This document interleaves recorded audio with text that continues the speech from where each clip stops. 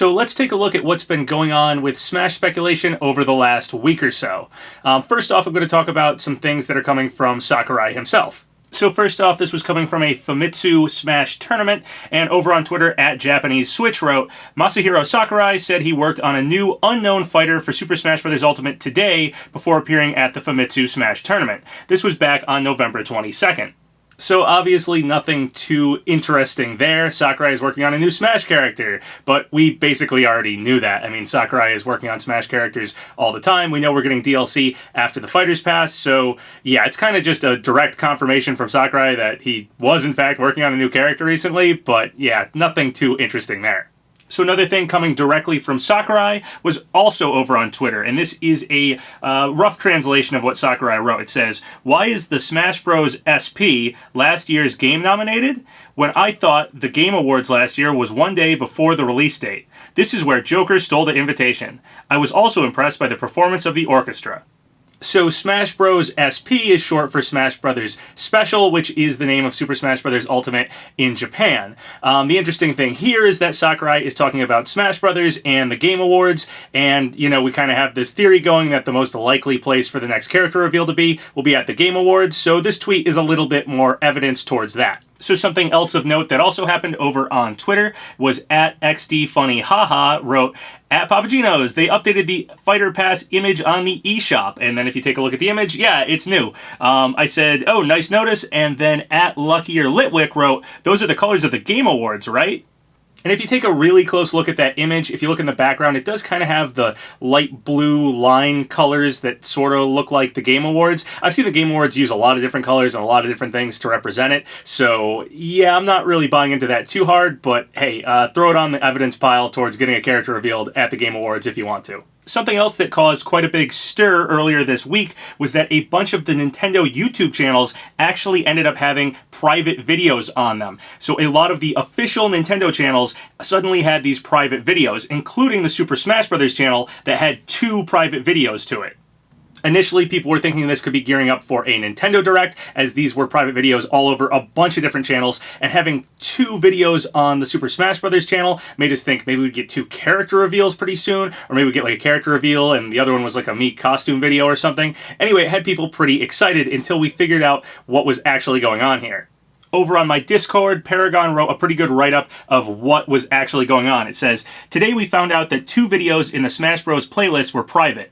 However, the playlist was last updated on November 8th, 2019, 2 weeks ago, using Wayback Machine, a service that allows people to visit archived versions of websites. I noticed that 2 videos that were included in the playlist on September 29th weren't here anymore. Smash Rivals Anytime, Anywhere, Super Smash Bros. Ultimate, Nintendo Switch, and Super Smash Bros. Ultimate Fun Anytime, Anywhere on Nintendo Switch. The URLs match, so we can conclude that the 2 private videos are sadly not character trailers."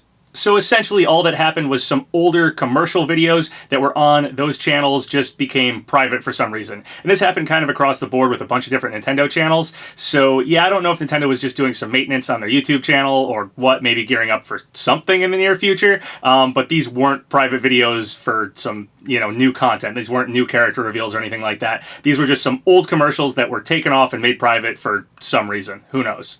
Also earlier this week, Famitsu had that Smash event, and the really interesting thing about it is that PlayStation was actually involved. Here's Push Dustin of Source Gaming's translation. It says, "Companies are battling it out at Yukata's at the Uedo Onsen this Friday, Japan time. The list of companies participating are unbelievable. Sunstar, Sujiko, Styling Life, Zoff, Teisho, Japan Patent Office, Lovecraft, and Sony Interactive Entertainment. Good luck to everyone."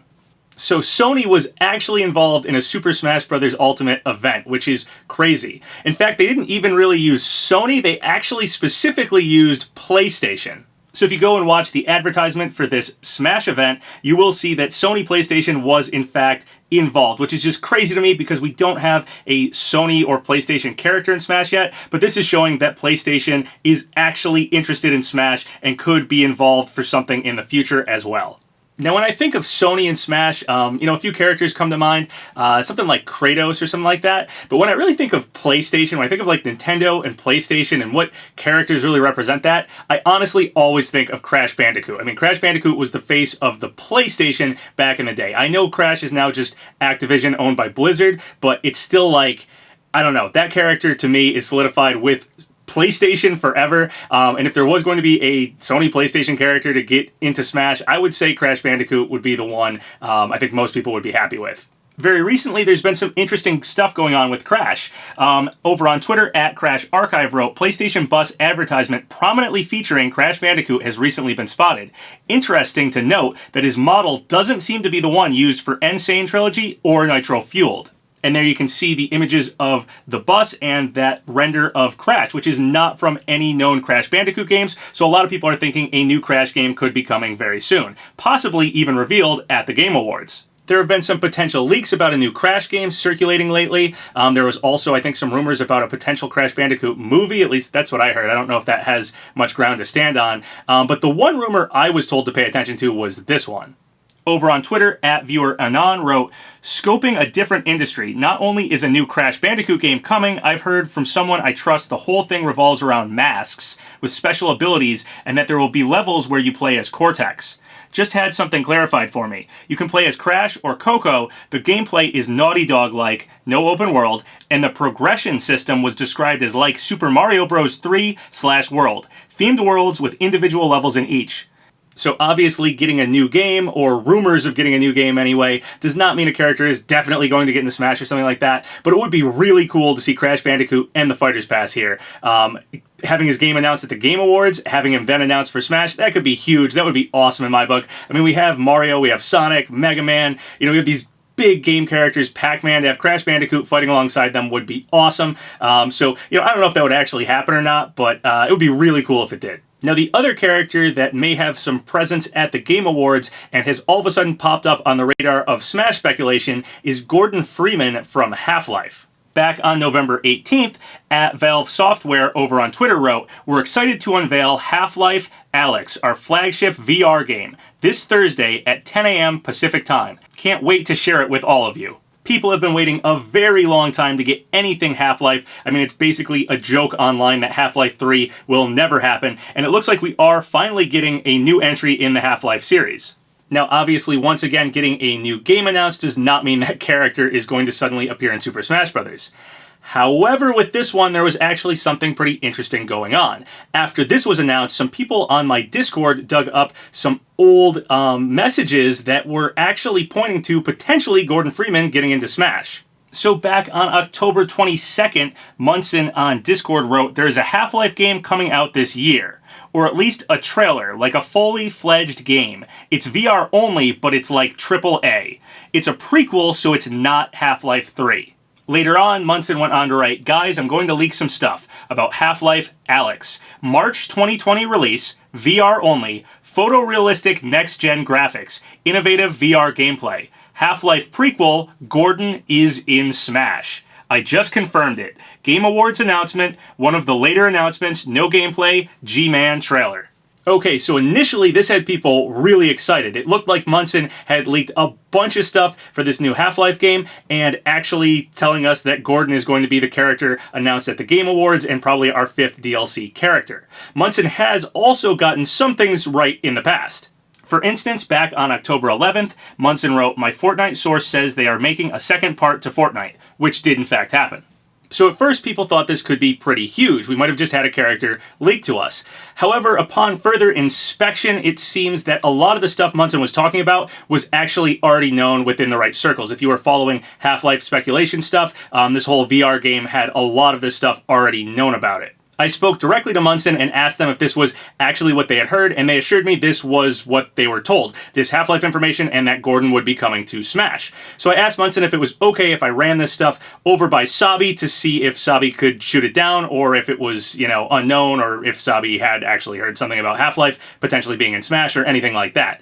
Apparently, Munson went over to Sabi and begged them not to shoot down this leak. So that was a bit of a red flag that potentially this could be fake. Sabi wrote, Munson is begging me not to tweet it's fake until Papa makes a video.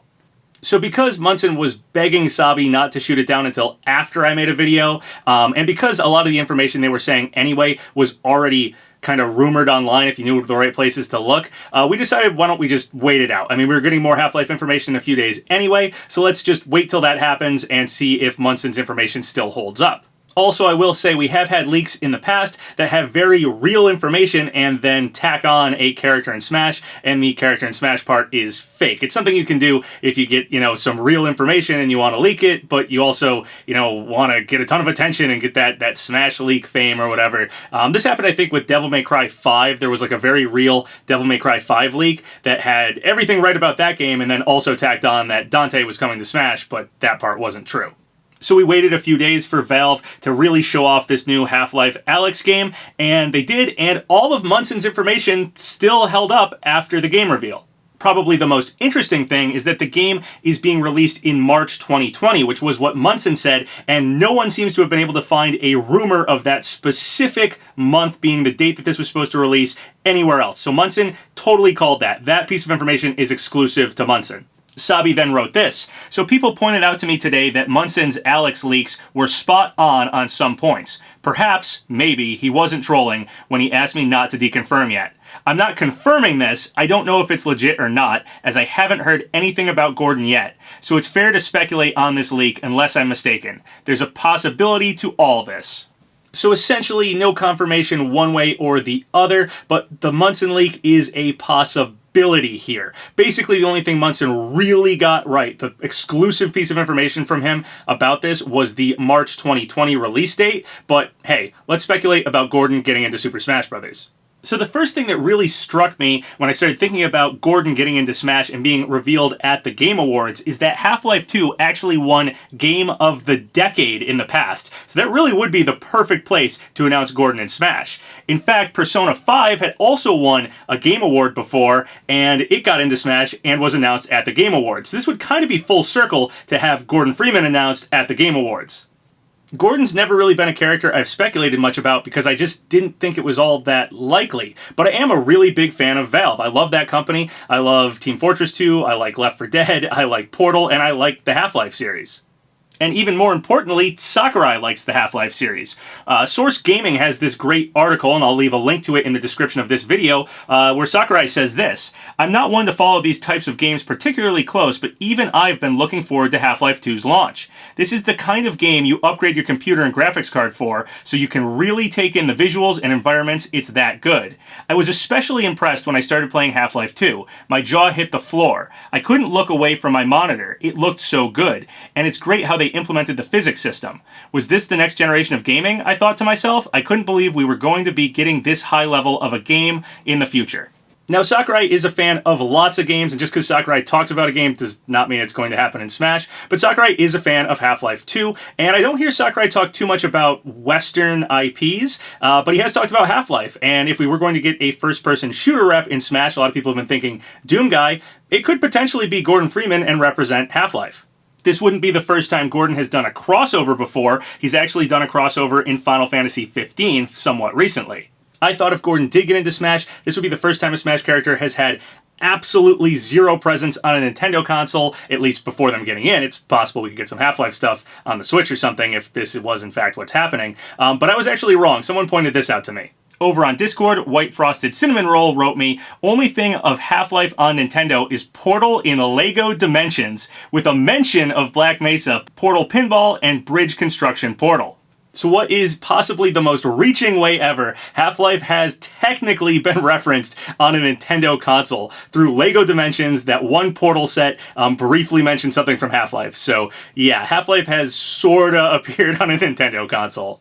Now we do have color theory going on for this Fighter's Pass, basically that each of these characters has a background color associated with them, and we've gotten a different color for each character. The one color we're missing is orange, and does Gordon Freeman fit orange? Well, the orange box, yeah, he does. Orange is the perfect color for Gordon Freeman. So I don't know how much I buy into color theory. It's one of those things that I think will probably pan out. The next character probably will have an orange background. Will that necessarily really associate with the character? Like, I think Banjo's is yellow. Is yellow really associated with Banjo? I guess the Jiggies or whatever. But yeah, Gordon Freeman, actually orange fits really, really well. back before any of this stuff with Munson, Ultra Boo wrote me this. A bunch of reasons why he thought Gordon Freeman might actually get into Smash. It says, now I know what you're thinking. Valve hasn't cared about Half-Life for years and it's been dead for years. Well, listen to these points to understand why I think this way.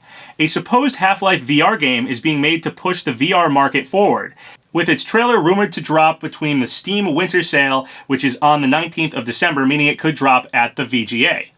All this info comes from Tyler McVicker, and then there's a link, who has been researching this game for 3 years and has insider information. Check his channel out for more info. So like I was saying before, what Munson was saying wasn't exactly exclusive to him, it was known about in the right places. Geoff Keighley is friends with Gabe Newell, making it more likely to be at the VGA. Gabe has stated in the past that he would gladly put Gordon Freeman in Smash if Nintendo asked. Other devs that stated they would like to put their creation on Smash did turn out to be true, like with Phil from Xbox and SNK themselves. Half-Life 2 made Sakurai drop his jaw of how impressive it was, with him fanboying for SNK in the latest presentation. I have no doubt Sakurai would have some positive bias towards Half-Life.